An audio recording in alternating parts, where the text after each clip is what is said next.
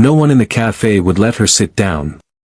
It was a bitterly cold afternoon, the kind that makes your breath puff into the air like smoke and makes you wish you had stayed home. The cafe was warm, glowing with yellow light, and filled with chatter and the smell of coffee and fresh pastries. But for her, the place felt like an unfriendly island. She stood there with her tray in hand, looking for a spot, only to see people quickly spreading their coats or sliding their bags onto the empty chairs as if to ward her off. Some looked away, others offered polite but firm excuses, yet not a single soul made room. And that was when one man, just one, looked up and changed everything. Her name was Linda. She was in her late 40s, her coat a little worn at the sleeves, her hands red from the cold. She wasn't the kind of woman who naturally drew people's eyes, no dazzling smile, no bright designer clothes, nothing that made her shine in a crowd. But she carried herself with quiet dignity, and that, strangely, seemed to make her stand out even more in this moment of rejection. She had just come in to escape the icy wind outside, craving a hot drink and maybe, just maybe, a place to sit where she could let her guard down for a while. But the way people avoided her eyes made her chest ache. It was as if she were invisible, or worse, unworthy. Then she noticed a man near the back, sitting with a little girl who looked about 7 years old. The child was coloring on a paper placemat, her blonde curls falling into her eyes, while the man sipped his coffee, looking tired but kind. He noticed Linda scanning the room, their eyes met, and in that instant something passed between them. He didn't look away, didn't guard the empty chair at his table like treasure. Instead, he smiled, warm, simple, inviting, and nodded toward the chair across from him. Linda hesitated. She had been turned down so many times in the last few minutes that part of her wondered if she had imagined his gesture. But the man pulled the chair out slightly with his foot, making his invitation clearer. She walked over slowly, tray trembling just a little in her hands, and managed a shy, "Are you sure?" "Of course," he said, his voice steady, gentle. "Please, sit. You look like you could use the warmth." His daughter looked up then, eyes bright and curious. "Hi," the girl chirped. "I'm Emily." Linda smiled, her heart softening. "Hello, Emily. That's a beautiful picture you're making." The man chuckled. "She takes her art very seriously." He extended his hand across the table. "I'm David." Linda took his hand, the warmth of his grip grounding her. "Linda," she replied. She sat down, finally exhaling as if she had been holding her breath for too long. The cafe noise faded into the background as the three of them shared the table. David seemed relaxed in a way that made it easier for her to feel at ease, though she noticed the faint lines of exhaustion around his eyes. He carried himself like a man who had weathered storms but hadn't let them break him. Emily, meanwhile, was bubbling with little questions, asking Linda what her favorite color was, if she liked cats, if she wanted to help pick out a crayon. Linda found herself laughing softly, answering each question with more openness than she expected from herself. For the first time in what felt like days, maybe weeks, she felt seen. Not as a burden, not as an outsider, but as a person. David eventually asked, "What brings you out on a day like this?" "It's brutal out there." Linda hesitated, fingers tightening around her coffee cup. She wasn't sure how much to share with a stranger. But his eyes were patient, steady, and she felt a pull toward honesty. "I just needed a place to be," she admitted quietly. "Somewhere warm, where I didn't feel so alone." Emily's small hand reached across the table and brushed against Linda's. The simple gesture nearly undid her. She swallowed hard, blinking back the sting of tears. David caught the emotion in her expression but didn't press. Instead, he said gently, "Well, you're not alone now. At least not while you're sitting here." Linda nodded, grateful for his kindness. But even as they exchanged small conversation about coffee, crayons, and the weather, she wondered why it had been so hard for others in the cafe to let her in. What was it about her that made people turn away? David seemed to sense her thoughts. People get wrapped up in themselves, he said softly. They forget what it means to notice someone else. But, sometimes, noticing makes all the difference. Linda studied him, curious. He spoke with the conviction of someone who had lived through loneliness too. She didn't know yet, but David had his own story, one that carried its own share of heartbreak. And as fate would have it, their stories were about to intertwine in ways neither could have expected.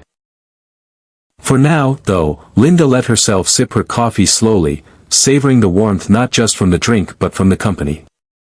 For the first time in a long while, the walls around her heart began to soften. What she didn't know was that this simple act, accepting a chair at David's table, would open the door to a bond that would reshape all of their lives. As they sat together, the minutes slipped by more quickly than Linda realized. The cafe was still buzzing with voices, but she no longer felt like an intruder. Instead, she was part of a small, unexpected circle. David, with his calm presence, and Emily, with her unfiltered joy, gave her something she hadn't felt in far too long: belonging. Emily showed Linda her drawings, chattering about the big tree she wanted to climb once spring came and how her dad promised to take her to the park with the biggest swings in the city. Linda listened with genuine interest, her eyes softening as she nodded along. The innocence in Emily's words reminded her of something she thought she had lost, the ability to look forward, to believe the future could hold something gentle. "Do you live nearby?" David asked casually after a while. Linda looked down, tracing the rim of her coffee cup with her finger. "Not exactly. I've been moving around a bit." She paused, unsure if she should go on. "Things haven't been very stable lately." David didn't push for details, but there was no judgment in his face. Only quiet understanding. He gave a small nod. "Life has a way of knocking us off balance sometimes. I get it." His words carried weight, and Linda sensed he wasn't just saying them to be polite. She tilted her head. "You sound like you've been there yourself." David smiled faintly, though his eyes betrayed a flicker of sadness. "Yeah. I lost my wife 3 years ago. Cancer. It was sudden, quicker than we had time to prepare for. Emily was only 4 then." He glanced at his daughter, who was still absorbed in her crayons. "I had to figure out how to be both mom and dad overnight. Some days I'm still figuring it out." Linda's breath caught. She hadn't expected him to open up so freely. I'm so sorry," she murmured. David shrugged gently, though the pain lingered in his expression. "It's been hard, but she keeps me going. Kids have this way of pulling you forward, even when you feel stuck in the past." Linda looked at Emily, who was humming softly to herself, and felt a lump form in her throat. "She's lucky to have you," Linda said quietly. "Not every parent would rise to the challenge like that." David chuckled softly. "Some days I wonder if I've risen to anything or if I'm just stumbling forward, hoping I don't mess it up too badly." His honesty disarmed her. There was no pretense in him, no polished mask to hide behind. And that made her feel safer to share a piece of her own truth. "I lost someone too," Linda whispered, her voice barely audible above the hum of the cafe. "Not to illness. To life falling apart." David looked at her gently, waiting. "My husband left 2 years ago. He said he was tired of the struggle, tired of bills and stress and me, I guess." Her voice cracked, and she steadied it quickly. "I tried to hold things together, but when he walked out, everything else started to collapse. I lost the house, then the job I had been counting on. Since then, I've been drifting, trying to keep my head above water." The confession felt raw, exposed. She hadn't meant to spill it out, but sitting across from someone who had already shared his pain, it seemed impossible to stay silent. David didn't look at her with pity, only compassion. "That must have been crushing," he said softly. "But the fact that you're still standing here, still fighting, says a lot about your strength." Linda swallowed hard. Some days, it doesn't feel like strength. It feels like barely hanging on. He nodded slowly. I know that feeling. But you'd be surprised how much resilience lives in you when you have no other choice. For a moment, their eyes held, two people who had been broken in different ways, recognizing the cracks in each other without judgment. Emily, oblivious to the heaviness of their words, suddenly held up her drawing. Look! I made a rainbow, she exclaimed proudly. The timing was almost poetic. Linda smiled, blinking away the dampness in her eyes. It's beautiful, Emily. The world always feels a little brighter with a rainbow in it. David looked at his daughter, then at Linda. She has a way of reminding me that there's always some color left, even in the darkest days. The afternoon wore on. Customers came and went, some glancing curiously at the unlikely trio at the corner table. But Linda no longer cared about the sideways looks. She felt warmth, real warmth, that no coffee could ever provide. Eventually, David checked his watch inside. We should probably head out soon. Emily's got a reading project due tomorrow, and if I let her, she'll color until bedtime. Emily groaned. But I like it here. David chuckled. I know, kiddo. But homework waits for no one. Linda felt a pang at the thought of them leaving. The moment had been so fleeting, and yet so deeply needed. She wasn't ready for it to end. David stood and gathered Emily's things, then turned to Linda. It was really good to meet you, Linda. I hope today gave you even a little of what you needed. His words struck her. He saw her, not just her presence at the table, but the need she had carried into the cafe. More than you know, she admitted softly. Emily tugged at her dad's sleeve. Can Linda come with us? She asked innocently. Linda's heart skipped, but she quickly shook her head with a gentle smile. That's sweet of you, Emily, but you too have your own plans. Thank you, though. You made my day brighter. Emily pouted but hugged Linda quickly before skipping toward the door. David hesitated a moment, then pulled a small notepad from his pocket. He scribbled something down and slid it across the table. That's my number. If you ever need someone to talk to, or just a place to sit where you're welcome, you can call me. Linda looked down at the paper, her hand trembling slightly as she took it. Thank you, she whispered. As they left, Linda stayed seated for a while, staring at the note in her hand. A simple act of kindness had opened a door she didn't realize she still had the courage to walk through. And as she finally rose to leave, she knew one thing, maybe, just maybe, her story wasn't finished after all. The next morning, Linda woke in the small rented room she had been calling home. The walls were thin, the heater rattled more than it warmed, and the single window gave a view of nothing but a cracked alley wall. Yet she sat on the edge of her bed, holding the slip of paper David had given her the day before. His neat handwriting stared back at her. For hours she debated whether she should call. She told herself it was foolish, he was just being polite, probably never expected her to use it. But something about the way he looked at her, the way he listened without judgment, made her believe the offer had been genuine.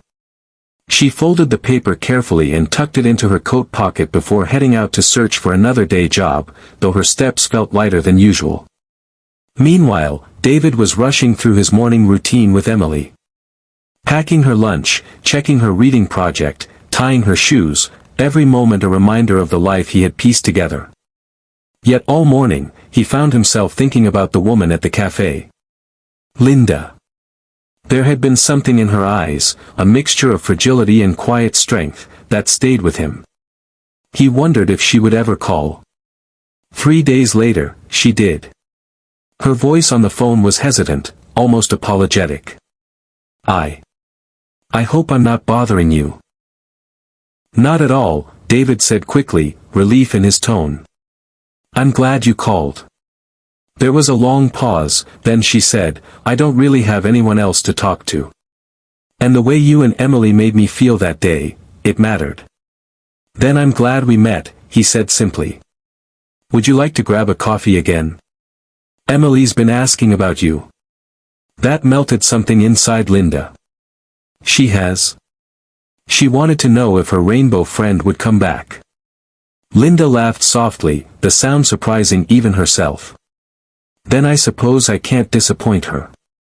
They met at the cafe again that afternoon.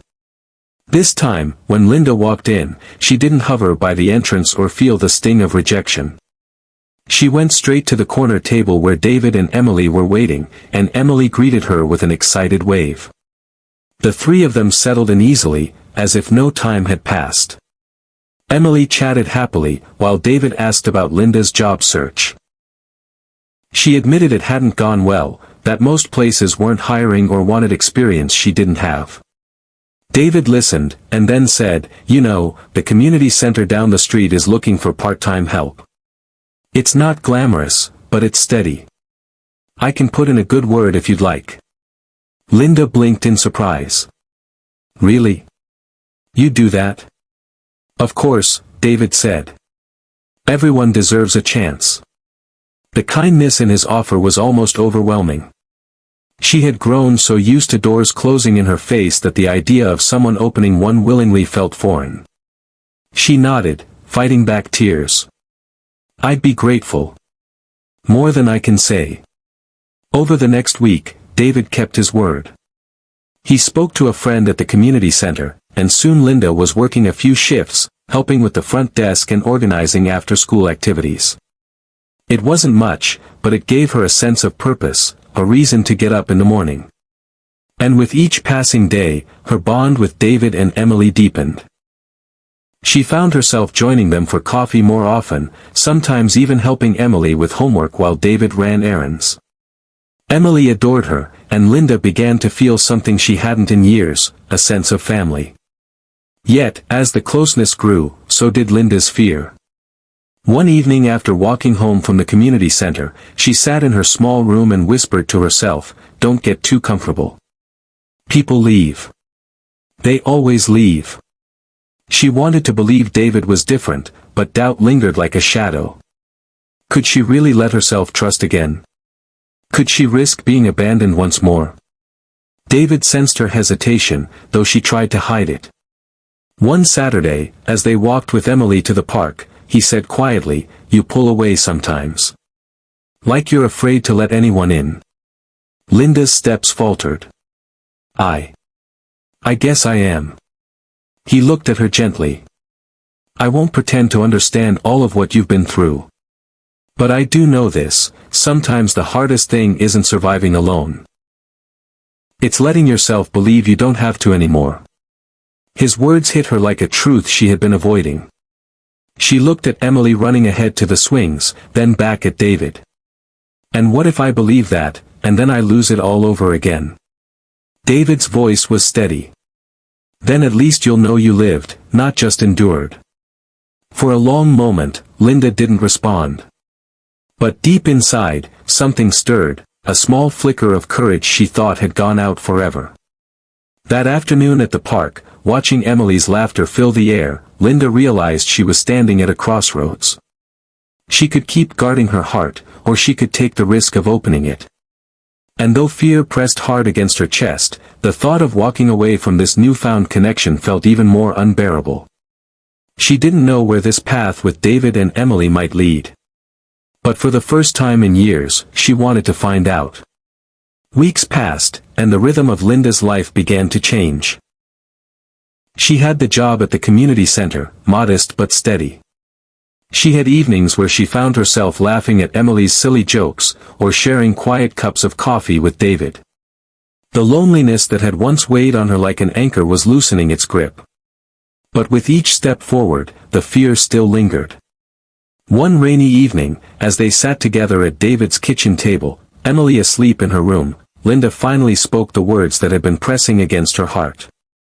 "David, I need to be honest with you," she began, her voice trembling. "I care about you and Emily more than I thought I could care about anyone again. But part of me is terrified. I've been left before, and I don't know if I can survive it again." David leaned back in his chair, his expression thoughtful.